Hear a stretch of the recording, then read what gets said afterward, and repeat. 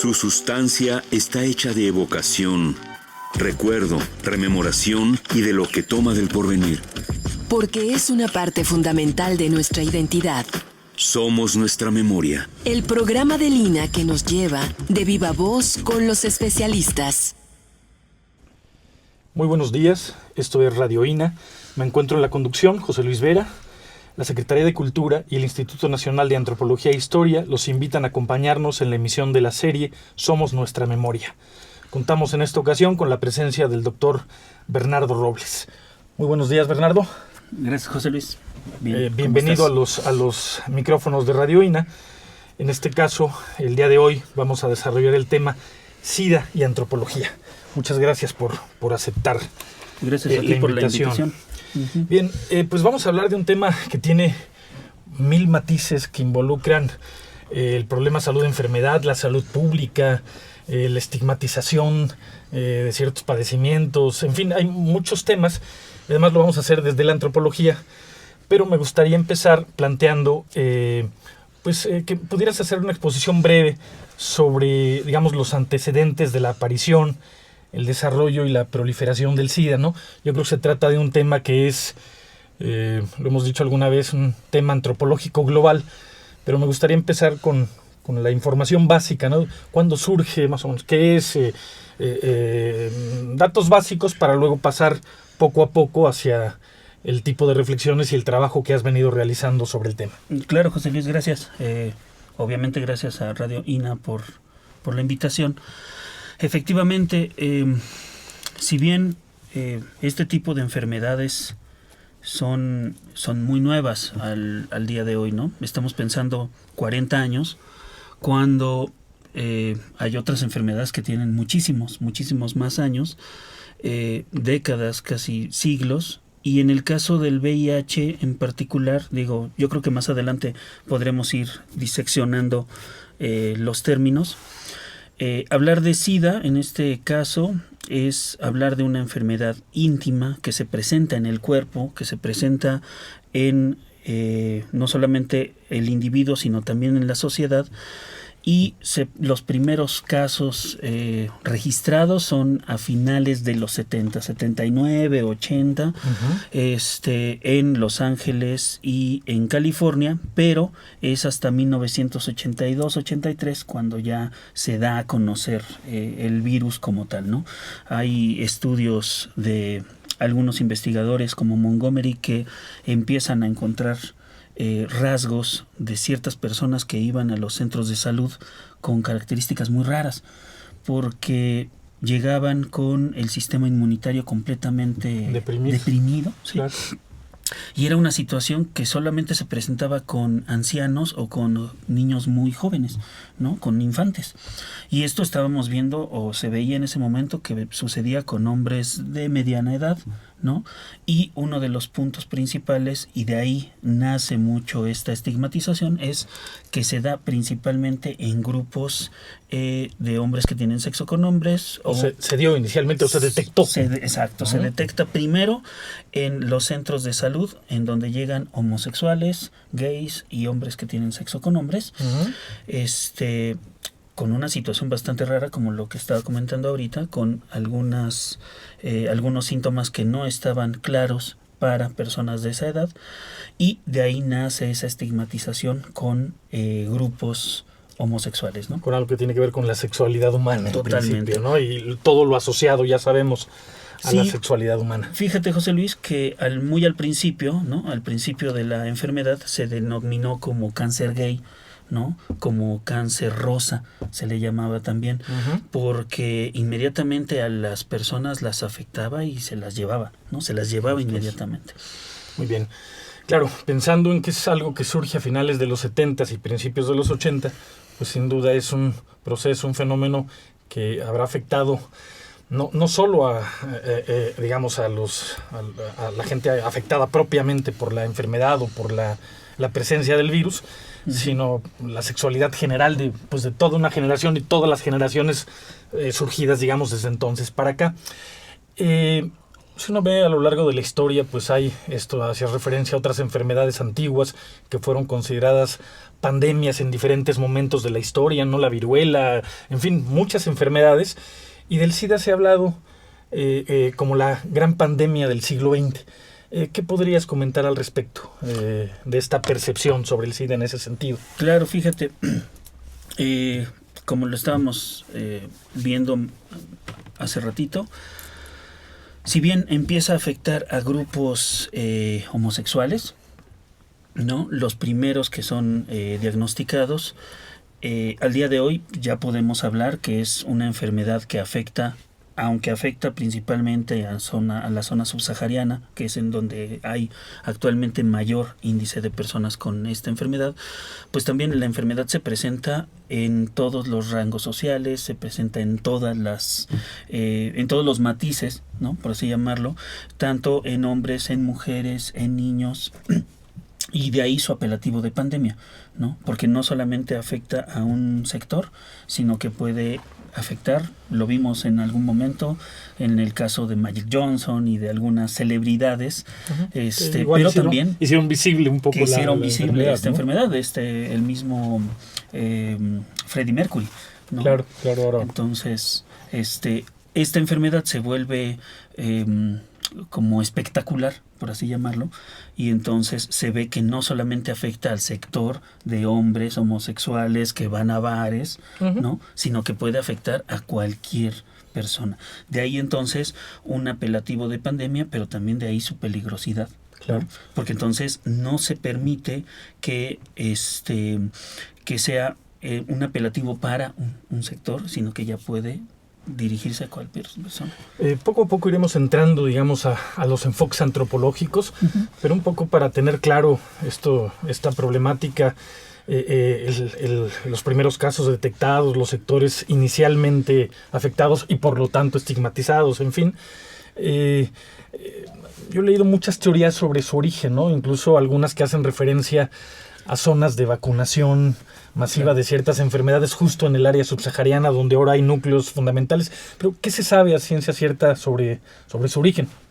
Sí, fíjate, Mirko Germek, que es el primer historiador que hace investigación sobre VIH, tiene un texto que se publica en los 90s aquí en México, que se llama La historia del SIDA, y hace referencia a 3-4 teorías que son como las que están más presentes al día de hoy, ¿no? Sin considerar la de los grupos australianos que dicen que no existe y que más bien son los medicamentos lo que hace que la gente se muera, ¿no? Que, digo, en los 90, a principios del 2000 más o menos, unos programas con Ricardo Rocha hacían mucho este énfasis de que no existía el SIDA, sino que eran las farmacéuticas los que lo habían inventado, ¿no? Pero hay un tipo de SIDA que tienen algunos animales como los perros y los gatos, ¿no? Que es un sistema inmunitario, o sea, que afecta al sistema inmunitario. Y de igual modo, sí, y monos verdes en algún momento también recuerdo, monos, ¿no? Hay teorías tan disímbolas como que hubo algunas personas en la zona subsahariana que se metieron con monos a tener prácticas sexuales y de ahí nacía el virus, como algunas otras diciendo que en los 60s y 70s durante estas campañas que dices de vacunación sobre el sarampión, ahí se había también había llegado el virus. Al día de hoy, pues ya el virus ha cambiado tanto, ha mutado tanto, ¿no? Estamos hablando de 2 cepas distintas, ¿no? Hay una cepa que se le llama o se le denomina comúnmente como VIH-1 y el VIH-2, ¿no? Que uno es más bien de zonas subsaharianas y la otra es de zona americana, ¿no? En donde hay una más cercana a la parte de grupos heterosexuales y otra con mercado sexual y homosexuales y hombres que tienen sexo con hombres. Dices, el virus ha mutado, pero también ha cambiado las formas de terapia. Ya iremos avanzando en ese sentido, porque me parece que lo importante es mostrar que en estos años desde su detección, pues han habido avances en la ciencia, pero también en la percepción social de la enfermedad, en fin, y me gustaría ir yendo hacia allá poco a poco. Sí, claro, José Luis. Justo acaba de aparecer un libro un libro tuyo y Incorporación del VIH, 9 cartografías, Bernardo Adrián Robles Aguirre y Julio Arturo Granados Cosme. En el libro hay un pequeño capítulo, antes de entrar propiamente al análisis antropológico, donde hablas del VIH en cifras.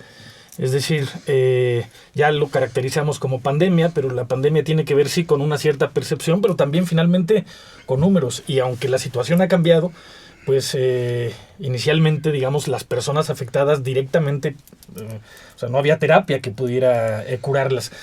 ¿Podrías dar algunos datos generales en números sobre el impacto que ha tenido o que tuvo en un primer momento el VIH? Claro. Obviamente tenemos que considerar que estos datos, los datos siempre nos dejan con un mal sabor de boca en algún momento, ¿no? Uh-huh. Pensar que hay 36.9 millones de personas, ¿no? Si uno revisa ahorita la página de ONUCIDA al día de hoy, dice que para 2017 había 36.9 millones de personas con VIH. De esas, 22 millones están bajo tratamiento antirretroviral y que cada año se infecta cerca de 1.800.000 personas. Si vemos, estos datos pueden ser muy alarmantes. En México aproximadamente son 100.000 los datos nuevos cada año, pero creo que más allá de los datos, José Luis, lo importante es saber que la gente no se va a hacer la prueba. Uh-huh. Entonces, que nos digan que hay 100.000 personas es porque esas 100.000 personas fueron a hacerse la prueba. Son las detectadas. Vamos. Las detectadas, porque muchísimas otras más, por miedo, por reticencia, por estigma, prefieren mantener el diagnóstico en el anonimato, prefieren hacerse la prueba y no ir por los resultados, uh-huh. Prefieren quedarse un poco en la zozobra y después que se les olvide, ¿no? Entonces, aunque te puedo dar estos datos que son como muy fríos y contundentes, yo creo que al día de hoy puede haber muchísimos más. Porque la gente no se... Pero también es cierto que ha cambiado la terapéutica y que hoy ser seropositivo no equivale a lo que hace unos años se equivalía, claro, ¿no? Es decir, hoy por hoy el SIDA es una enfermedad casi de tipo crónico, se podría decir, ¿no? Uh-huh. Sí, no te mata, ¿no? Uh-huh. Creo que es buen momento para definir. El SIDA es el síndrome de inmunodeficiencia, ¿no?, humana. Uh-huh. Esto es cuando ya tienes una serie de síntomas en el cuerpo, y el otro es el VIH, que es el virus, ¿no? Uh-huh. Que es que tienes el virus en el cuerpo, lo cual puedes tú mantenerte 10, 15 años sin ningún problema, ¿no?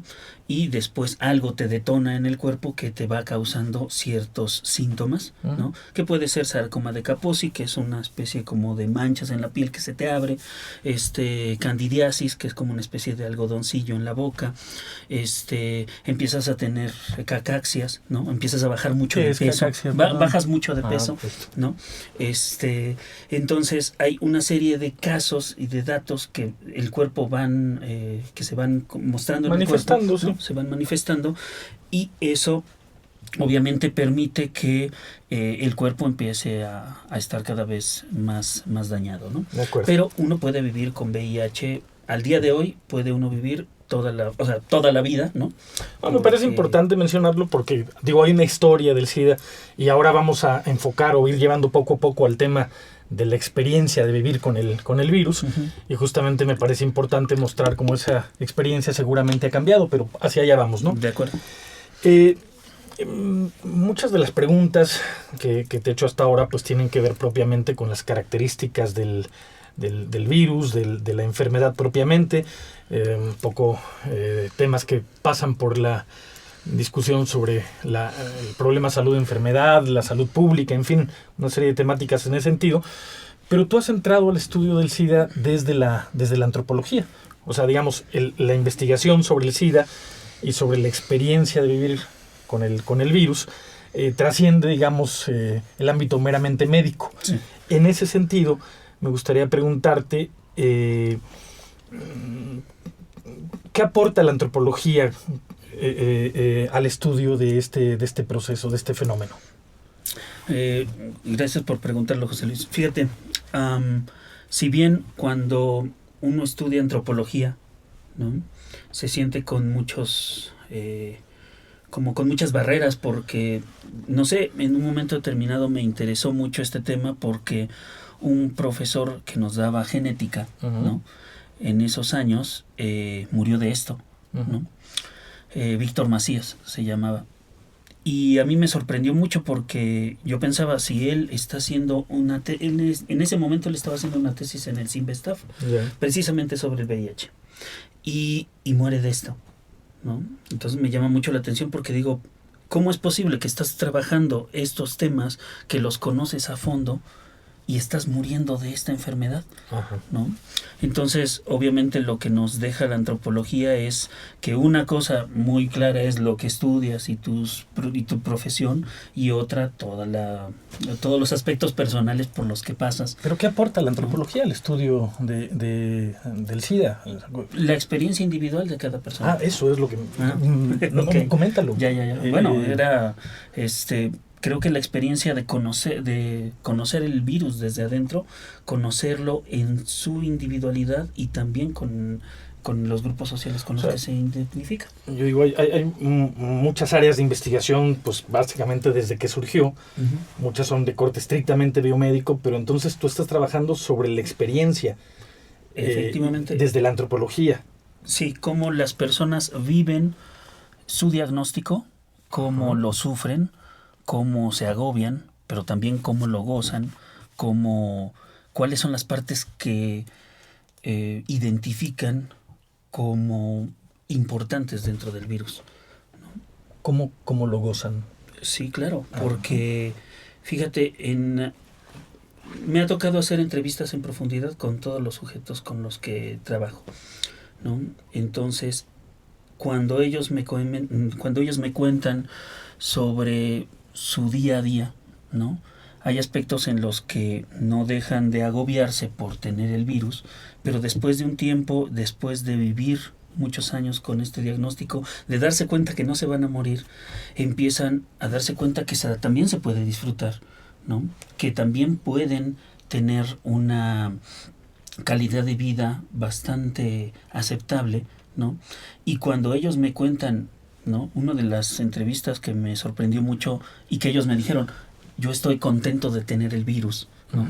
Es principalmente porque han sabido identificar el virus como parte de su vida y que eso ya no los está limitando para gozar su sexualidad, para para disfrutar de la vida, vaya, ¿no? Entonces, cuando yo escucho esas cosas, José Luis, a mí la verdad es que me sorprendió mucho porque lo que estaban haciendo es dándome en la cara, ¿no?, por así decirlo, con todos los prejuicios que yo también tenía, ¿no? Porque uno piensa, voy a trabajar con personas con esta enfermedad, pobre de ellas, qué mal la están pasando, pero después me doy cuenta que el que tiene el prejuicio soy yo por pensar que ellos la están pasando mal, ¿no? Cuando te das cuenta que un diagnóstico de esta naturaleza también puede tener partes para vivir bien, ¿no? Te das cuenta ahí cómo ha hecho mal los medios masivos de comunicación al darnos la información sobre este tipo de virus, y también cómo los médicos malinforman en un primer momento y dejan con esa información a los pacientes. No quiero decir con esto que no estén dando bien la información, más bien que algunas veces la información les es limitada, ¿no? Porque piensan que no la van a entender. ¿Qué cosas entran en juego? ¿Qué discursos? ¿Qué valores? ¿Qué entra en juego en este vivir la experiencia con el VIH? O sea, hay un diagnóstico médico, pero seguramente dices, hay un estigma. ¿Por qué el estigma? O sea, ¿cuáles son los elementos que entran, digamos, en juego en este construir una experiencia asociada a tener el VIH? Parte de el principal estigma que ellos viven, la mayoría de las personas con las que he trabajado, el principal estigma es sus preferencias o sus prácticas sexuales, ¿no? En muchos de los casos, aunque bien sabes, en los trabajos que he realizado de licenciatura, maestría y doctorado en estos temas, algunos grupos heterosexuales identifican al virus como una enfermedad que solamente se le da a los grupos gays o hombres que tienen sexo con hombres. Como se había pensado en los 70s y 80s, inicialmente, ¿no? Se sigue pensando al día de hoy que el virus es una enfermedad que se le da o que la aportan única y exclusivamente los homosexuales o los gays. Absolutamente falso, ¿no? Pues, ¿no? Lo cual efectivamente es así. Entonces, el primer estigma con el que se encuentran, la primera barrera con la que están ellos presentes es con que la gente piense que tienen otro tipo de preferencias sexuales, ¿no? La siguiente es que piensan que al día siguiente se van a morir, ¿no? Piensan que la finitud de su vida es así al día siguiente que se les da el diagnóstico. Porque también los médicos son como muy crudos al dar el diagnóstico, ¿no? Les dicen que si no se cuidan se van a morir inmediatamente, lo cual tampoco es un hecho, ¿no? Creo que más adelante podremos hablar de esto en el caso de algunos pacientes que han sido, se les llama o se les denomina paciente cero, pero ya lo platicamos en un ratito más. Pero creo que los principales estigmas son que van a tener que cancelar su sexualidad, que tienen un tipo de preferencias sexuales definidas y que van a morirse al día siguiente. Y me imagino que en esto, pues también una serie de valores religiosos, no hablas de la sexualidad, pero seguramente también en la experiencia, formamos parte de una sociedad fundamentalmente religiosa, pues me imagino que habrá una serie de valores morales, en fin, que matizan la experiencia, ¿no? En muchos casos sí prefieren... me ha tocado conocer experiencias de ambos lados. Aquellos que cuando se saben diagnosticados se acercan completamente a Dios para pedirles disculpas, ¿no? Por así decirlo. Y otros que se alejan por completo porque se dan cuenta que sus preferencias religiosas no los ayudaron para evitar el diagnóstico positivo, ¿no? Hay algunos datos confiables o estadísticas sobre distribución en población contemporánea en función de sexo, en función de edad. ¿Tienes alguna información general, digamos? En general, al día de hoy sigue habiendo mayor número de diagnósticos en hombres homosexuales y gays. Es el mayor índice registrado, ¿no? Pero está aumentando mucho los grupos de mujeres, ¿no? Por las parejas migrantes. Y aún sigue habiendo un número muy reducido de niños, pero sigue habiendo transfusiones y perinatales, esto es, que nacen los hijos de parejas seropositivas. Sigue habiendo números importantes de diagnóstico, ¿no?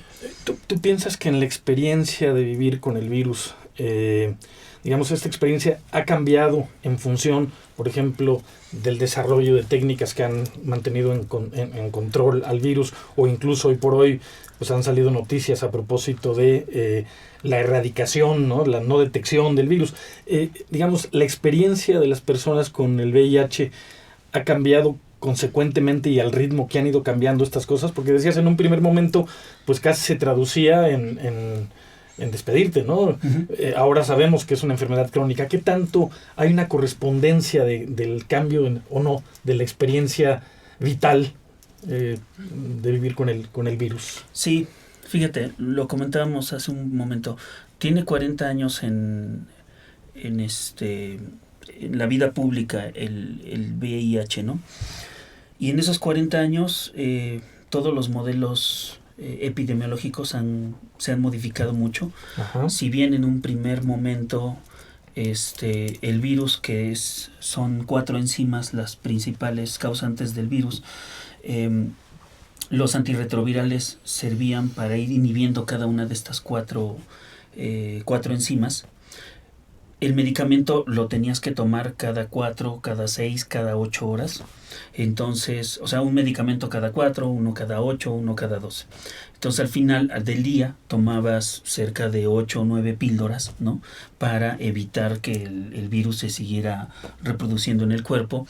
Para 1995 hay un cambio importante en todo este modelo epidemiológico, y de las 4 enzimas, lo más importante son solamente 2. ¿No? Uh-huh. No aburriré al público con esto, pero sí solamente definir que en el 95 ya empieza a haber un cambio en esta parte epidemiológica y solamente se tienen que tomar 3 o 4 píldoras, ¿no? Para 2015, José Luis, ya solamente con una toma de un medicamento cada 24 horas cambia, o sea, ya puedes mantener el virus regulado, por así decirlo. No pensaba tanto en las prácticas asociadas a la terapia. Sin embargo, es que va por allá, voy para allá, Ajá. Sino que gracias a que la gente deja de tomar tanto medicamento, entonces los medicamentos ya se pueden tomar con más discreción que como se tomaban antes.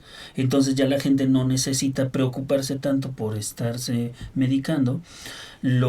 Todos los efectos secundarios ya son menos agresivos, por lo tanto también se van relajando estas tomas, y esto ayuda a que también las dinámicas sociales se vayan modificando, ¿no? Al día de hoy hay una cosa llamada el bareback, ¿no? Que es sexo a pelo, ¿no? Y vamos a tener prácticas sexuales sin uso de condón, ¿no? Y siempre que comento esto, y no es la excepción, veo ojos desorbitados en cualquiera de los espacios en los que lo comento, ¿no? Porque dicen, ¿pero cómo es posible? Sí, bueno, el bareback son prácticas de apelo, vamos a tener prácticas sexuales sin uso de condón, ¿no? Porque ya el virus no me mata, ¿no? Y dentro de esta dinámica llamada bareback hay una cosa llamada el box chasing, que es voy a buscar tener el virus. Me gustaría... por el momento, bueno, sí, termina, ¿no? Perdona, Dime, claro. dime. No, dime, termina. Y entonces con el box chasing lo que voy a buscar es directamente, sé que tienes el virus, voy por él. Esto es. Hablabas de la terapia. Durante algún tiempo se dijo que era todo el tratamiento que era carísimo, ¿no? Luego vino toda la discusión sobre si era una facultad o un deber de las instituciones de salud pública intervenir en esto. ¿Cómo ha cambiado esto? ¿Sigue siendo una cosa muy cara? Sí, el medicamento sigue siendo carísimo al día de hoy. Obviamente ONUCIDA como grupo internacional para erradicar, ¿no? Porque de hecho se quiere erradicar para el 2030 todo el VIH en el mundo, ¿no? Esa es como la principal meta para dentro de 11 años. Le llaman 90-90-90. Uh-huh. Es 90% de personas que sepan que tienen el diagnóstico, 90% que las diagnosticadas tengan el medicamento, y que ese 90% no se muera, ¿no?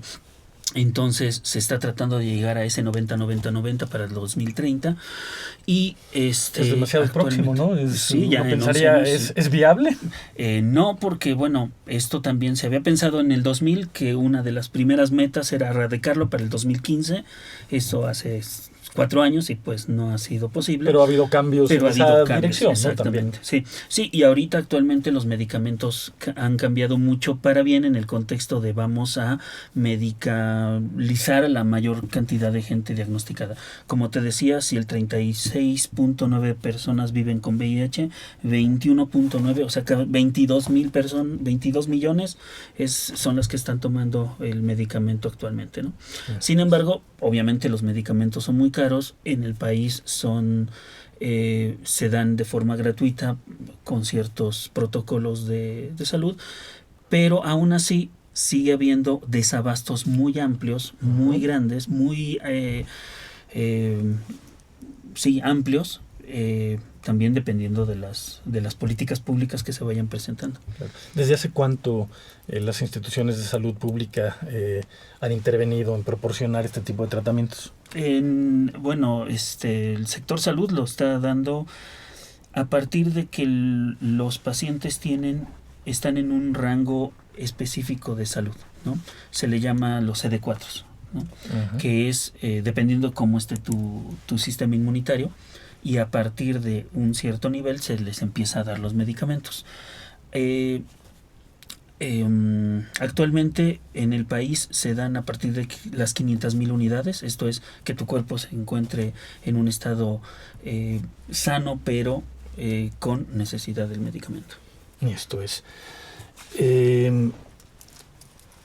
Antes de pasar a alguna parte de tu libro, a ciertos elementos que me parece importante destacar sobre los estudios de caso que llevaste a cabo, quisiera recordar que estamos desarrollando el tema SIDA y antropología, y que para esto tenemos al doctor Bernardo Robles con nosotros. Tu texto o el libro que escribiste junto con el doctor José Arturo Granados Cosme lleva por nombre Incorporación del VIH. ¿A qué te refieres? ¿A qué se referían con esta idea de la incorporación? Pues lo que quisimos aplicar ahí, porque de hecho son incorporaciones al VIH, 9 cartografías. ¿No? Esa es la segunda pregunta. Bueno, entonces me voy a la primera. Entonces, lo que queríamos era ver cómo se vive el VIH en el cuerpo y desde el cuerpo, ¿no? Si bien no es un estudio médico, sino es un estudio antropológico, queríamos identificar cómo se vive desde la parte de la experiencia, desde la parte del sujeto que vive el diagnóstico día a día, ¿no? Y en ese contexto, hacia tu segunda pregunta que era sobre las cartografías, que entiendo son las descripciones de casos, pero claro, ¿por qué llamarle así? ¿Por qué llamarle cartografías? Sobre todo por esta parte en donde vamos describiendo todas las características que se viven en el cuerpo, ¿no? Las características tanto sociales, culturales, pero también las individuales, en este caso la vida cotidiana, ¿no? Entonces el estudio está dividido en 3 esferas principalmente. El sujeto desde su cotidianeidad, ¿no? Esto es sus prácticas alimenticias, sus prácticas de limpieza, sus prácticas corporales de diario, las relaciones sociales con las que él se identifica, es la relación de pareja, de familia, de amigos, laborales, y la tercera que sería como cómo identifica el virus desde su percepción. ¿Cómo se llevó a cabo la investigación? Es decir, ¿cómo los contactaste? ¿A partir de qué instancias? En fin, si pudieras desarrollar un poquito esto. Fíjate, tengo la doctora Pérez Aleme, Leticia Pérez Aleme, es la coordinadora del área de epidemiología en el Hospital Siglo XXI. Y hace ya muchos años, hace como 10 años, tuve la oportunidad de hacer un trabajo para una farmacéutica, para la farmacéutica Abbott, acerca de un tratamiento en particular que estaban sacando en ese momento. Entonces entrevisté a la doctora Pérez Aleme y después de comentarle mis intereses académicos, he estado en contacto con ella desde hace ya muchos años y he tenido la oportunidad de que ella sea la intermediaria para poderme contactar con algunos de los pacientes con los que ella trabaja directamente en el departamento de infectología del Siglo XXI. Entonces ella fue la que me contactó a los pacientes, les entregué un consentimiento informado. Ese consentimiento informado pasó primero por un comité de ética por parte del hospital, y una vez que se logró esto, entonces pude tener acceso a cerca de 16 o 17 entrevistas en profundidad. Lamentablemente, tú sabes, en algunos casos, algunas entrevistas no se llevan a cabo por completo, otros dejan de participar, algunas otras son inconclusas. Entonces, de todos esos estudios pude recoger 9 entrevistas, 9 historias, y son las que plasmamos en el libro. ¿Qué destacarías de la información, de los testimonios que algo has avanzado, algo has comentado al respecto, sí, pero qué destacarías como información fundamental que obtienes y que se desprende de ello, ¿no? Creo que uno de los puntos medulares es que los grupos de apoyo son la parte fundamental, nodal de todo trabajo de esta naturaleza, para dar a conocer los la información de cómo mejorar la calidad de vida de las personas, ¿no? Si bien ellos, una vez que saben su diagnóstico, van con el médico, el médico les da una serie de instrucciones de lo que tienen que hacer de día a día. Muchos de ellos estas instrucciones no las llevan a cabo porque se dejan ir más por cuestiones emocionales, por cuestiones tal vez también de amistades y por lo que les dicen sus grupos de apoyo de forma cotidiana. Entonces, en muchos de los casos me encontraba que si bien el médico les decía, por ejemplo, que no tomaran toronja o no comieran naranjas o no tomaran tomates, ¿no? Por ponerte un ejemplo, ellos obviaban esa información, no lo tomaban en cuenta.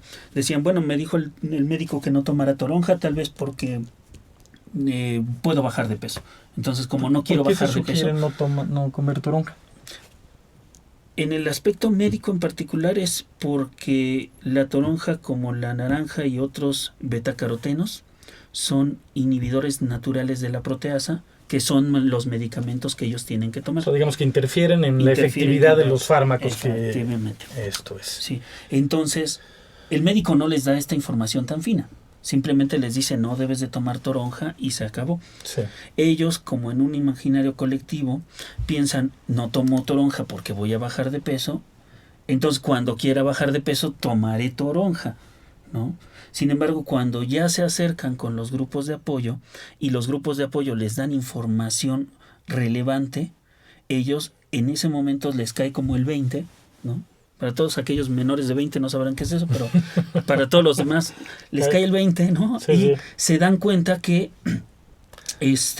toda la información que obtienen en los grupos de apoyo ya se las había dado el médico, pero ellos la obvian, ellos la dejan a un lado porque no se sienten representados por el médico, ¿no? Todos tus informantes eran de la Ciudad de México, de un mismo horizonte, por ejemplo, de clase, o sea, había alguna homogeneidad, era diversa. Traté de que el estudio fuera con 9 sujetos que fueran lo más homogéneos posibles. Esto es, que fueran 9 hombres en este caso, que las prácticas sexuales hayan sido mejor dicho, que la infección haya sido por prácticas sexuales de alto riesgo, que todos vivieran en la Ciudad de México, que todos estuvieran bajo un tratamiento antirretroviral, porque la intención era, de este grupo tan homogéneo, quiero encontrar todas las diferencias de cada uno de los sujetos, ¿no?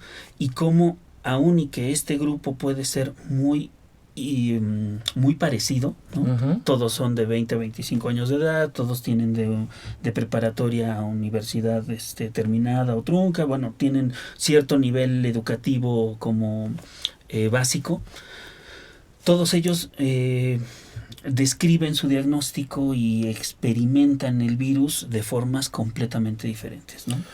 Oye, Bernardo, volveremos ahora a este punto, pero casi exclusivamente se ha estado hablando de la presencia del virus a partir de contagio por vía sexual. Sí. Y yo recuerdo que en un primer momento también fue detectado, digamos, el uso de jeringuillas compartidas, y no hemos hecho referencia a esa parte. En algunos países donde las adicciones a cierto tipo de drogas se podían traducir, digamos, en posibles vías de contacto, pues digamos que esa vía era también testimoniada. En México esto es, digamos, ajeno a, o tiene muy escasa importancia en la presencia del virus. Sí, fíjate, es interesante esta pregunta que haces, porque si bien efectivamente nos centramos en las personas que tienen prácticas sexuales de alto riesgo, pensamos que también existen infecciones por medio de jeringuillas, como lo comentas, uh-huh. Pero esas jeringuillas... O transfusiones incluso, ¿no? Pero en particular las jeringuillas, uh-huh. Y todo lo que tiene que ver con el contacto también con con drogas, ¿no? Como decías, intravenoso. Lo que se daban cuenta en los estudios de caso es que cuando había transfusión por parte de jeringuillas, no se quedaba ahí la práctica, sino que se inyectaban y aparte tenían prácticas sexuales de alto riesgo y aparte había otro tipo de contacto. Entonces ya no había posibilidades de decir, claro, fue por el uso de jeringuillas, porque después de que se metían droga por las jeringuillas, de ahí tenían prácticas sexuales de alto riesgo, tenían otro tipo de actividades. Entonces las dinámicas se modificaban tanto que no había posibilidad de decir sí, es por el caso en particular del uso de jeringuillas. Sí, hay casos de un 2-3%, es muy bajo los índices de infección por parte de transfusiones sanguíneas, ¿no? Hay todavía, tristemente, pero ya son muy, muy contadas y sí son muy reguladas, ¿no? En particular.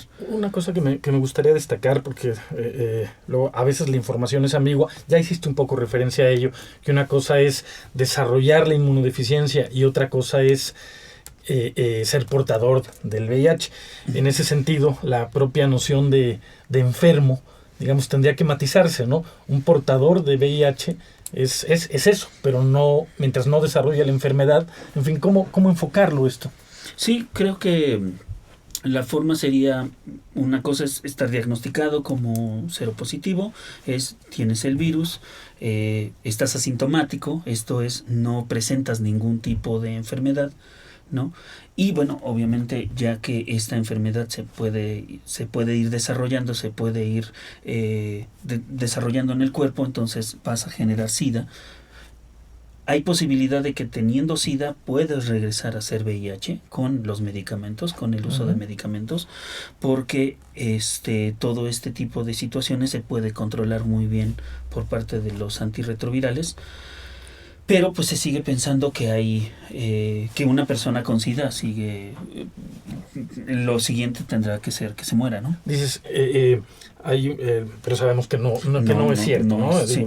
Me parece importante destacarlo, pues. Totalmente. Pero dices, se puede revertir el proceso de tener SIDA a ser seropositivo, y ahora sabemos de casos, al menos un par que yo haya leído reportados, donde se habla de su erradicación en términos de ningún rastro, digamos, en sangre del virus. Sí. Y algunos han dicho, bueno, pues esto es hoy por hoy la cura, ¿no? Sí, fíjate, hay casos tanto de personas que han tenido prácticas sexuales de alto riesgo con grupos diagnosticados y nunca aparecen con el diagnóstico en el cuerpo, que son estos a los que llamaba anteriormente paciente cero, ¿no? Es que nunca desarrollaron, nunca manifestaron el virus en el cuerpo, aun y cuando tuvieron prácticas sexuales de alto riesgo con grupos diagnosticados.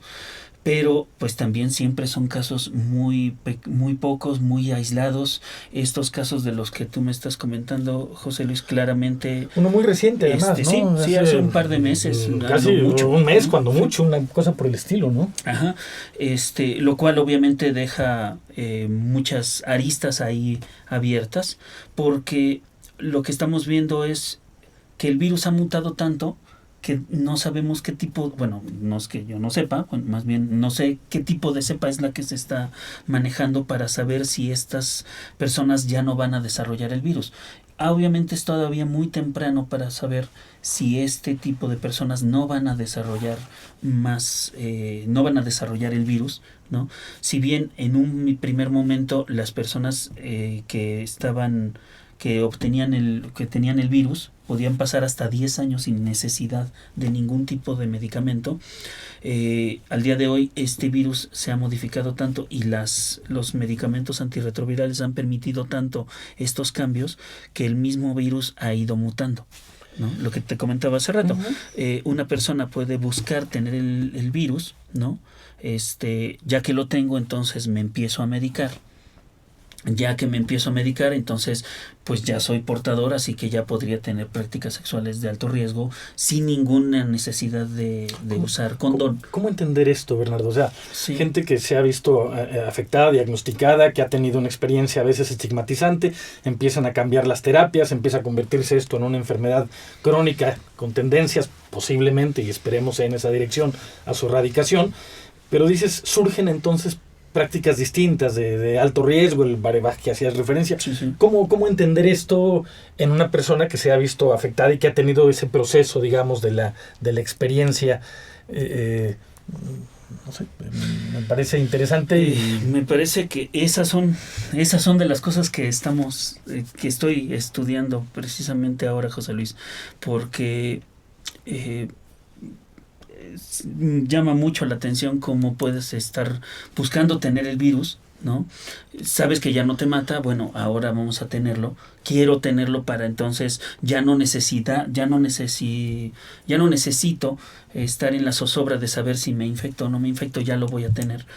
Pero lo que muchos grupos no saben es que tú puedes reinfectarte, puedes tener una doble infección, o sea, puedes tener el virus otra vez en el cuerpo. Hay diferentes cepas, decías, de entrada, ¿no? Sí, otra cepa.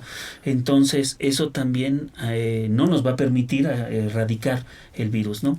Al día de hoy, los centros de salud, al ver este tipo de preferencias, al ver este tipo de dinámicas sociales, lo que ha hecho es una nueva incorporación de una cosa llamada el PrEP, que es un profiláctico preatención, y estoy sano, no necesito el virus, no necesito el medicamento, pero durante una semana lo voy a tomar para hacer una especie de refuerzo en el cuerpo y entonces tener prácticas sexuales de alto riesgo y no voy a tener el virus. Y se ha logrado que a la semana una persona toma el medicamento, una persona sana toma el medicamento, tiene prácticas sexuales de alto riesgo y no presenta el virus. ¿Hay alguna caracterización del sector asociado a prácticas como el bareback y esto que comentas? Sí, hombres que tienen sexo con hombres y gays y homosexuales. Son los que principalmente manejan este tipo de preferencias. Y entonces con el PrEP lo que haces es, tomo el medicamento, no tengo el virus ya, ¿no? Y entonces puedo tener prácticas sexuales de alto riesgo. El problema aquí, José Luis, radica en que ha ido en aumento cada vez y con más velocidad otro tipo de enfermedades como la hepatitis, como la sífilis, como cosas que ya suponíamos erradicadas y sí, que... sí, porque obviamente el medicamento no te cubre de ese otro tipo de enfermedades. Pero claro, como esas enfermedades ya están reguladas, ya no hay ningún problema. Claro. Oye, Bernardo, has estado hablando de estas formas de prevención que tienen que ver con ciertas prácticas de riesgo, en fin. Y esto me lleva a preguntarte sobre pues una cosa que surgió casi de inmediato después de su detección, que era el desarrollo de campañas de prevención del SIDA. Quisiera preguntarte si consideras que estas campañas son suficientes para reducir los contagios, si han sido efectivas, ¿cómo podrías valorarlas, ¿no? ¿Qué tanto han cambiado a lo largo de pues estos 40 años, digamos, de existencia de la enfermedad? Sí. En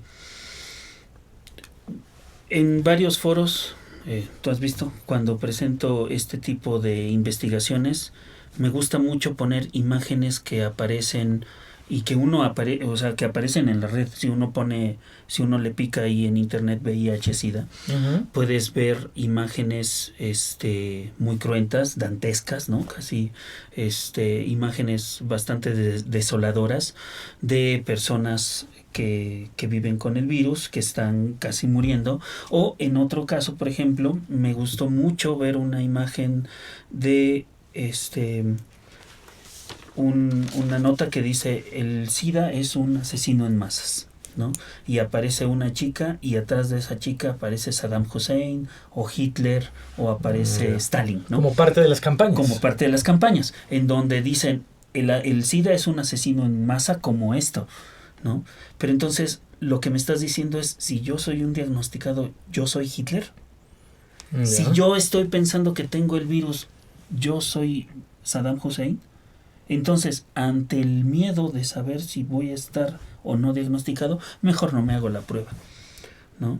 Entonces, creo que las campañas actualmente, aunque tratan de que la gente tenga miedo al virus, creo que el miedo, como dice Delumeau, no funciona como una forma de prevenir, sino más bien sirve para acallar a que la gente se haga la prueba. Entonces, no funciona para evitar que la gente tenga prácticas sexuales. Creo que lo podríamos ver claramente con las campañas que se usan sobre de tabaco, ¿no? ¿Tú has visto que la gente deje de fumar porque en las imágenes de las cajetillas tengo... Normalmente no, la verdad es que entiendo que solamente la única medida ha sido el aumento del precio del tabaco como medida disuasoria para dejar de fumar. Pero no las imágenes que digan esto tiene tolueno o tiene lo que diga, no funcionan, ¿no? Oye, ¿hay antropólogos que participan en el diseño de estas campañas, que tú sepas? Digamos, es un sector que es considerado... No es un sector que sea considerado importante para sus... y sin embargo, por lo que comentas, claro, sería vital, ¿no? Ahora, hay un punto aquí que me gustaría reforzar, José Luis. Hay dos tipos de campañas, las que hacen los sectores de salud, los cuales sí pueden ser como muy cercanas a lo que realmente debe de ser una campaña, ¿no? Pero que son muy poco mediáticas, que no tienen el impacto que deberían de tener, y otras campañas que son precisamente las que son de alto aliento, las que son de alta distribución, que son, no sé, estoy pensando ahora las que hace Benetton, la que hace MTV, las que hacen las campañas de no de salud, sino campañas externas que tratan de que la gente no se infecte, ¿no? Pero no se tratan de que no se infecte por medio del miedo, no del conocimiento sobre el virus, ¿no? Porque he visto algunas campañas interesantes del sector salud en donde dice, el SIDA no se contagia por... y dice besos, abrazos, caricias, saliva, saludo, y entonces te aparecen tantas imágenes en el recuadro que al final no te da mucha o sea, la información se vuelve difusa, se diluye, porque no es una imagen dura, directa, que te pueda informar. Oye, en el libro, más allá de toda la reflexión sobre la enfermedad, su origen, su desarrollo. Sí, mira, muéstraselas para aquí. Lo pondrán, no sí, te preocupes. Haces referencia un poco a las campañas y hay un apartado en el que hay como propuestas precisamente para la prevención. ¿Podrías comentar? O sea, una cosa son las políticas que buscan la erradicación de la enfermedad, pero en un apartado dices, bueno, propuestas para la prevención. Sí, obviamente creo que uno de los puntos nodales como antropólogos, o bueno, como antropólogo en este caso, es que tiene que haber un impacto social en las investigaciones que se hagan, ¿no? En los 3 estudios que he hecho como para especializarme en estos temas, he tratado siempre de que las investigaciones tengan alguna propuesta, algo que nos pueda decir, y tú como antropólogo, ¿qué vas a decirnos? ¿No? ¿Qué nos puedes venir a decir? Entonces, dentro de esas propuestas, me parece que es fundamental los grupos de apoyo que sean mucho más amplios, que sean mucho más nutridos, que haya mucho más contacto con estos grupos de apoyo, por un lado. Por otro, que los grupos, por ejemplo, religiosos, estén mucho más abiertos a la diversidad de las preferencias sexuales, pero también que haya talleres y que haya como grupos de apoyo dentro de las mismas iglesias para también poder contactar a estos sectores, porque muchas de las personas, al menos en el caso de los 9 entrevistados, muchos preferían decir que tenían cualquier otro tipo de enfermedad antes del VIH, y no por el VIH en sí, sino por miedo a sus preferencias sexuales, ¿no? A que después se fueran al infierno, por así llamarlo. O sea, hoy por hoy sigue siendo una enfermedad estigmatizante. Totalmente, ¿no? Totalmente sigue siendo estigmatizada. La gente prefiere decir que tiene cáncer, que tiene diabetes, que tiene cualquier otro tipo de enfermedad antes de VIH, ¿no? Porque sigue siendo una enfermedad relacionada directamente con prácticas sexuales licenciosas, esto es, que no eran las que pecaminosas, las socialmente aceptadas, ¿no? Heteronormativas. Bueno, hay algunas enfermedades que además de mermar a la población, se han asociado como al estatus económico de la población. Un poco pasamos por ahí, pero es decir, de las llamadas enfermedades de la pobreza. ¿Qué papel juega esto en la en la percepción actual del SIDA? Es decir, ¿puede ser en algún momento tipificado como una enfermedad de la pobreza? Hacía referencia a que una de las áreas más afectadas pues, es todo el área subsahariana, ¿no? Donde la incidencia y los índices son altísimos. ¿Podría calificarse como una enfermedad asociada también a la pobreza? Sí, no en nuestro país directamente, porque, te digo, en nuestro país es más una enfermedad que está estigmatizada más por la preferencia sexual, más que por un nivel de pobreza, más que por situaciones de pobreza. Pero en zona subsahariana y en algunos otros países donde el comercio sexual es como una cuestión constante, ahí me parece que sí, algunos autores la llaman como una enfermedad de la pobreza. Esto es. Tratando de cerrar un poco, y aunque ya lo has dicho, ¿cuáles son los principales inconvenientes para la erradicación del virus y de la enfermedad? Yo creo que el desconocimiento, ¿no? Que la gente, no el desconocimiento sobre el virus en particular, sino de las formas, paradójicamente, las formas de que se puede transmitir el virus, ¿no? Se sigue pensando que si tienes el virus ya no vas a tener otra cepa diferente, ¿no? Entonces buscan tener el virus para ya pertenecer a cierto sector, pero no saben que se pueden reinfectar. Creo que uno de los puntos medulares sería el desencanto tan grande que tienen el uso de condón, ¿no? Se sigue pensando que el uso de condón es algo que merma el gusto y el gozo en la sexualidad, ¿no? Y yo creo que lo podemos ver en situaciones tan básicas como el cine pornográfico, ¿no? Cuando una nueva ley se inserta en algún estado de los Estados Unidos de aquí se van a empezar a utilizar condones en las películas pornográficas, toda la industria cambia a otro estado para seguir manteniendo las prácticas sexuales sin uso de condones.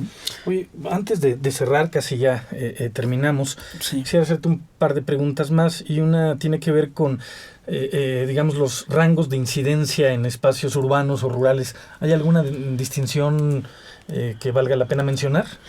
Sí, obviamente los sectores rurales son los menos visibles, ¿no? En las zonas rurales son mucho más, está mucho más presente el diagnóstico en mujeres, ¿no? Y el diagnóstico en mujeres cuando se van a hacer un Papá Nicolau, cuando se van a hacer un estudio de salud, cuando se van a hacer alguna de estas pruebas, como más bien para mantener, para llevar un registro, como un registro médico.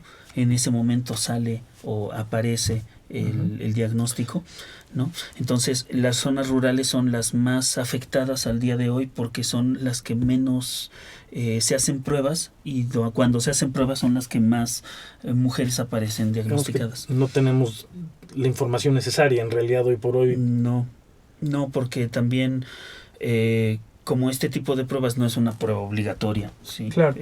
También no es posible poder hacer un mapeo, un registro total de cuántas personas aparecen, pero cuando se hacen registros por ejemplo, en centros de salud que son mixtos de urbanos y rurales, sí aparecen mucho más personas de áreas rurales infectadas que las urbanas, ¿no? De acuerdo. Pues Bernardo, no sé si quisieras añadir algo que haya quedado en el tintero, algo que no te pregunté pero que consideraras importante destacar. No, bueno, que tal vez este tipo de investigaciones, si bien uno podría pensar, pues ya estamos por erradicarlo, ¿no? Ya en menos de 10 años ya se acabó mi tema de estudio, ¿no? Pues tristemente vemos que las dinámicas sociales cambian y eso permite identificar el virus en otras áreas, en otros espacios, y ver que este tipo de enfermedad al día de hoy pues se pueden ya estar estudiando también en grupos de tercera edad, ¿no?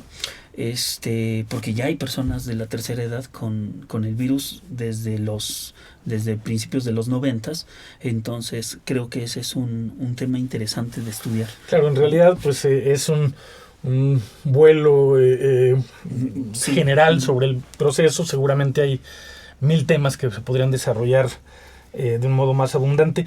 Para la gente que tenga interés en leer, en informarse sobre el SIDA, sobre todo lo que has estado comentando hoy, ¿qué texto sugieres? ¿O qué espacios en la red, en fin, sugieres?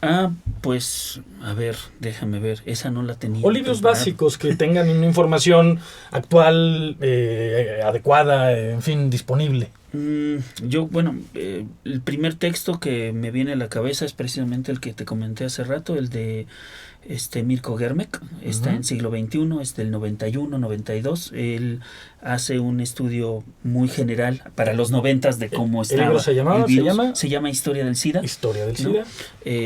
Y es un texto clásico ya al día de hoy, ¿no? Porque habla de toda la historia del SIDA al día de hoy, hasta los 90s. Creo que un texto también que me llama mucho la atención se llama Por el culo, aunque el título no está, es provocador, es de Carrascosa, y es un texto que habla precisamente de las nuevas dinámicas sociales y el uso de estas propuestas que te había comentado. Ese es un texto que ustedes pueden encontrar en la red, si lo ponen así, de Carrascosa y Sáenz, Por el culo, lo pueden encontrar. Y no sé, si les interesa, pues pueden también... Bueno, yo libro lo iba a recomendar, ¿no? Pues, Incorporación del VIH, 9 cartografías, Bernardo Adrián Robles Aguirre y José Arturo Granados Cosme, editado por la Universidad Autónoma Metropolitana. Exacto, y la pueden bajar en PDF, que está disponible ¿en dónde? Está disponible en el área de libros digitales de la UAM. Perfecto, pues ahí se puede descargar Incorporación del VIH, 9 cartografías. Exactamente. Pues muchísimas gracias, Bernardo, por haber estado por la aquí. invitación. Gracias a Radio INA también, que estuvieron ahí muy atentos, escuchándonos. Perfecto. Muy bien, pues así, José Luis Vera, en nombre de Radio INA, doy por terminada esta emisión que fue posible por la generosa participación de nuestro invitado, el doctor Bernardo Robles. Gracias, Ver. Gracias a nuestros escuchas por su atención. Les sugerimos consultar más de nuestra producción a través de www.radio.ina.gov.mx. En la realización, la Dirección de Medios de Comunicación a través de la Subdirección de Radio INA con Gabriela Marentes. Producción técnicos, Evanibaldo Morales. Edición y controles, Rubén Martínez. Apoyo, Marta Hernández. Hasta la próxima. Muchísimas gracias. Las opiniones y comentarios aquí expresados son de entera responsabilidad de quienes proporcionan la información y no representan necesariamente las opiniones de Radio INA ni comprometen el pensamiento editorial del Instituto Nacional de Antropología e Historia.